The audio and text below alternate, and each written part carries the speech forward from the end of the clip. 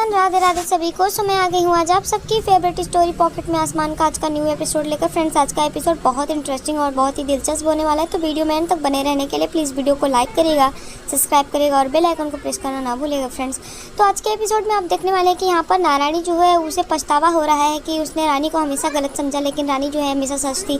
तो यहाँ पर वो अपनी जेठानी और जेठ जी को बुलाती है और यहाँ पर तभी वो बैठ करके रो रही होती है और उनकी जेठानी जो होती है बड़ी माँ, वो समझा रही होती है कि नारायणी जो बीत चुका उस चीज़ को छोड़ दो, अब वो चीज़ें नहीं होगी। अब हम तभी वो बोलते हैं नहीं दीदी कैसे छोड़ दूँ, मैंने तो हमेशा रानी को गलत समझा, जबकि रानी हमेशा सही थी, नेक थी और वो हमेशा ही सब कुछ सही चाहती थी, पर मैं हमेशा उसको गलत समझती रही और अपने मेरे दीगू के लिए तो कभी गलत नहीं सोच सकती। मैंने कैसे ऐसे कर दिया, मुझसे गलती हो गई। कहने को तो मैं उसकी माँ बताती थी, लेकिन मैं उसकी सास भी नहीं बन पाई। तो यहाँ पर वो अपनी गलतियों के लिए पछता रही होती है। तो यहाँ पर जो बड़े पापा होते हैं वो भी समझाते हैं कि नारायणी इन सब चीज़ों को छोड़ो, अब हमें ये सोचना है कि किसी तरीके से ध्वनि और रानी को यहाँ पर रोकना होगा।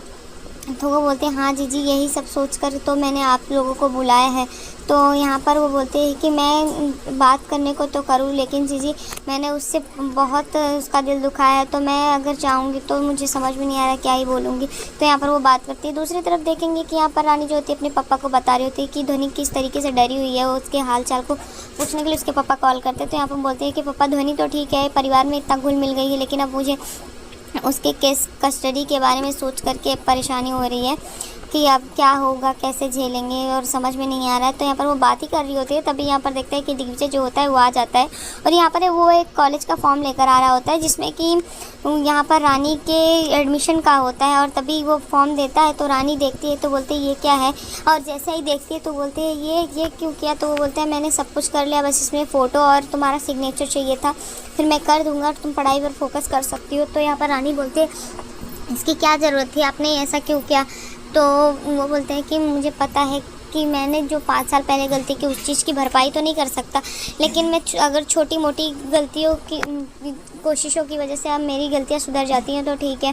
और तभी वो बोलता है कि मैं नहीं चाहता मेरी वजह से तुमने जो कुछ भी खोया है उसको तुम्हें वापस करना है। तो यहाँ पर वो रानी को बोलता है, तो रानी बोलती है कि मेरे सपने बहुत ज़रूरी है, लेकिन ध्वनि से ज़रूरी नहीं है, और यहाँ पर ध्वनि की सर्जरी और बाकी सब कुछ है, तो मैं ये चीज़ें नहीं कर सकती। पहले मेरे लिए ध्वनि आती है, उसके बाद मेरे सपने आते हैं, और सपना पूरा करना तो मैं भी चाहती थी, लेकिन ध्वनि से पहले और कुछ भी नहीं है मेरे लिए।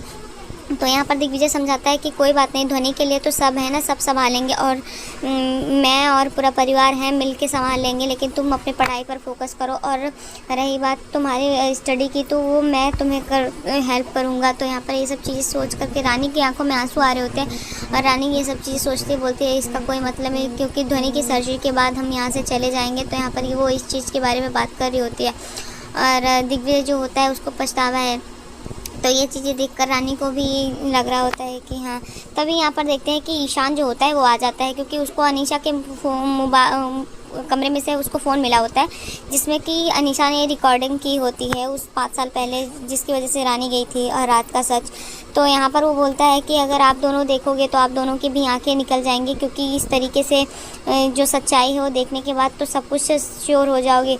तो यहाँ पर दिग्विजय को वो फ़ोन देता है और दिग्विजय जैसे देखता है उसमें उस रात का सच होता है कि कैसे नशे की दवा मिला करके अनीशा ने दिग्विजय को दिया था और उसका फ़ायदा उठाया था। तो यहाँ पर रानी भी देखती है ये सब चीज़ें। तभी दिग्विजय जो होता है ये चीज़ें देख करके शौक रह जाता है कि अनीशा ऐसे कैसे कर सकते हैं, उस रात उसके बीच में कुछ नहीं हुआ था। तो यहाँ पर तभी वो रानी से बोलता है रानी मैं बोलता था ना, मैं तुम्हारा भरोसा कभी नहीं तोड़ सकता, मैं ऐसा कुछ नहीं करूँगा, लेकिन मुझे समझ में नहीं आया। तभी बोलते हैं अनीशा इतने हद तक कैसे गिर सकती है। यहाँ पर ये सोच रही होती है रानी की अनीशा ने फ़ायदा उठाया। तो यहाँ पर ईशान जो होता है बोलता है हाँ वो तुम्हें और दोनों को अलग करने के लिए इतना कुछ कर सकती है। तो यहाँ पर ये चीज़ें देख करके उन लोग की आंखें नम हो जाती हैं। यहाँ दूसरी तरफ देखेंगे कि नारायणी जो होती है ध्वनि के लिए पिज़्ज़ा बनाई होती है। तो यहाँ पर माधुरी बोलती है कि ये कैसे माँ, आप ध्वनि के लिए देखो पिज़्ज़ा बनाए और हम लोग को बाहर के खाने के लिए मना करते हो। तो यहाँ पर वो हंसने लगती है।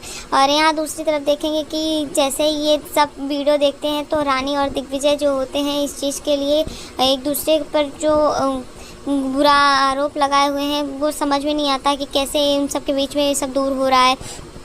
दूसरी तरफ ध्वनि जो होती है वो पिज़्ज़ा खा रही होती है तो बोलती है आप ऐसे मेरे लिए कल भी बना देना। तो यहाँ पर जो नारायणी होती है, ठीक है मैं तुम्हारे लिए कल भी बना दूँगी, लेकिन तुम्हें मेरा एक काम करना पड़ेगा। तो ध्वनि बोलती है अरे मैं तो 6 ईयर ओल्ड की हूँ, तो मैं क्या कर सकती हूँ, मैं तो छोटी हूँ।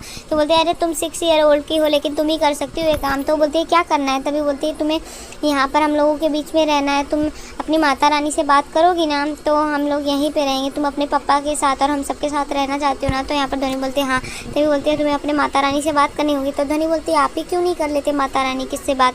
तभी वो बोलती है कि जब माता रानी तुम्हारी यहाँ पे थी तो मैंने उनको बहुत बुरा भला बोला था और बहुत डांटा था ना, तो मेरी बातों से वो गुस्सा हो सकती हैं और पता चला मना कर दे तो फिर ये काम तो तुम ही कर सकती हो। तो यहाँ पर ध्वनि बोलती है ठीक है मैं बात करके करूँगी। और तभी वो बात करते तभी यहाँ पर देवू जो होती है बोलती काकी मेरे पास एक आइडिया है। तो वो बोलते हाँ क्या है।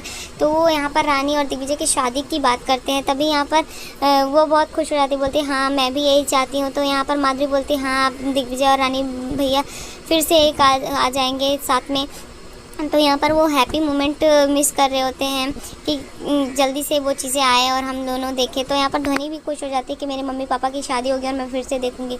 यहाँ दूसरी तरफ देखेंगे कि ईशान जो होता है वो बताता है कि अनीशा ने उस रात ये सब पहल की थी ताकि वो दिखा सके, और लेकिन ऐसा कुछ हुआ नहीं। तो उसने ये सब वीडियो छुपा के रखा था और पुलिस के हाथ में नहीं आया उसका फ़ोन, उसने अलमारी के नीचे रखा था।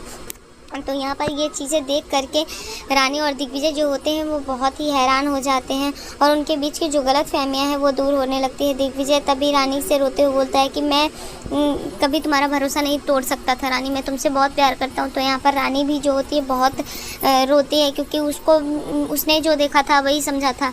तभी उनके बीच की जो गलत फहमियाँ हैं वो दूर होती हैं और रानी दिग्विजय बहुत करीब आ जाते हैं और दोनों एक दूसरे को गले लगा लेते हैं यहाँ पर। और रानी खड़ी रहती है। तभी यहाँ पर दिग्विजय रोते हुए उसके पैरों पर गिर जाता है और रानी भी वहाँ पर बैठ जाती है और उनके बीच का हैप्पी मोमेंट देखकर ईशान जो होता है उसकी आंखें भी नम हो जाती हैं और वो भी ये चीज़ें देख रहा होता है।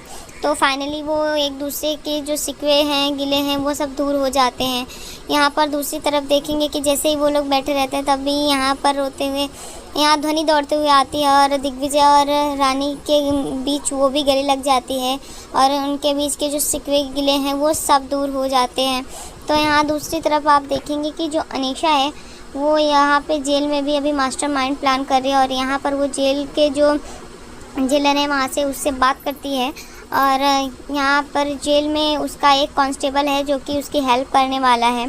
तो वो इस जगह पर भी अपनी एक चाल चलने वाली है जिससे कि उसके पास जो भी ज्वेलरी वगैरह रहती है वो सब तो पहले लेडीज़ कांस्टेबल जो होती है उतरवा लेती है, लेकिन अनीशा को फिर वहाँ पर बेच देती है। लेकिन अनीशा जो होती है रिंग छुपा के रखी होती है अपने पास दो।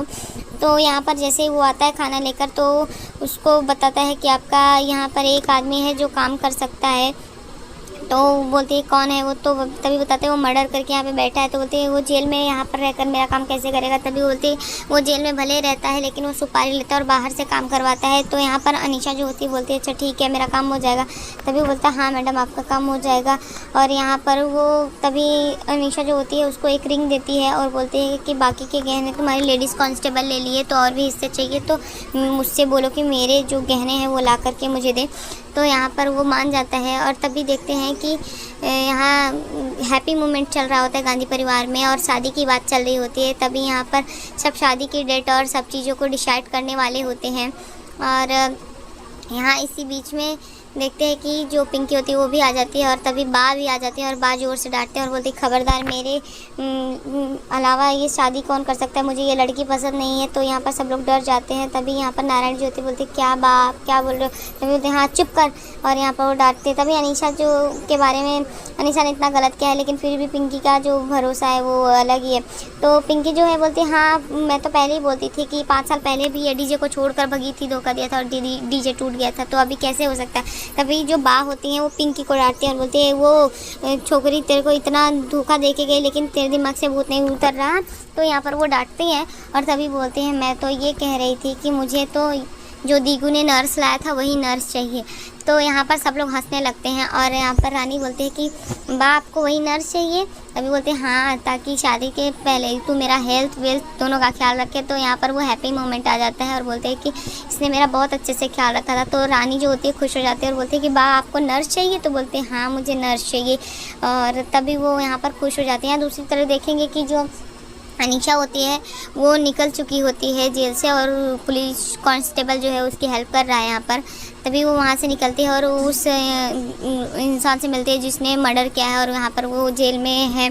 तो वो उसको घूस देने के लिए वहाँ पर जाती है और बात करती है। तो बोलता है काम क्या है? तो बोलती है मर्डर करना है।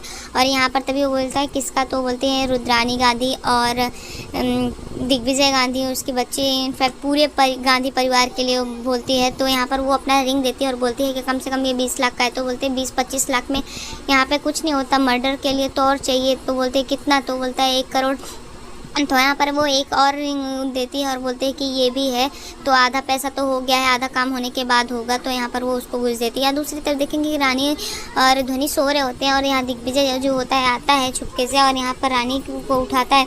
तो रानी बोलती है कि क्या है, अभी क्यों आए हो? आंटी ने मना किया है ना, जब तक हमारी शादी नहीं होती तब तक हम नहीं मिल सकते। तो बोलते हैं अरे कौन सा, हमारी शादी अभी पहली बार हो रही है। तो यहाँ पर दिग्विजय जो होता है बोलता है कि मैं इसलिए तुम्हें बुला रहा। तभी बोलता है कि यहाँ से बाहर चलो, हम जब तक यहाँ पे ध्वनि सो रही है तो हम बाहर निकल के बात करते। तो रानी मना करती नहीं जाने के लिए। तो यहाँ पर दिग्विजय उसको गोदी में उठा करके ले जाता है, और यहाँ पर वो जाता है अपने वो पहले वाले कमरे जहाँ पे वो लोग हैप्पी मोमेंट बिताए हैं। तो उस कमरे के लिए जाता है। वहाँ पे बाहर उन लोग का थोड़ा रोमांस चलता है, उन लोग के पीछे बातें होती रहती है। तभी यहाँ पर देखते हैं कि जैसे वो अंदर घुसने की कोशिश करते हैं, यहाँ पर ताला लगा हुआ होता है। तो वो लोग होते हैं यहाँ पे ताला कैसे लगाए? तो यहाँ पर देबू और ईशान जो होते हैं वो वहाँ पर आ जाते हैं और कहते हैं कि हाँ ताला तो लगा रहेगा ना, तुम लोगों को मना किया गया है ना यहाँ पे आने के लिए, वो मुझे पता था कि तुम लोग यहीं पे आओगे।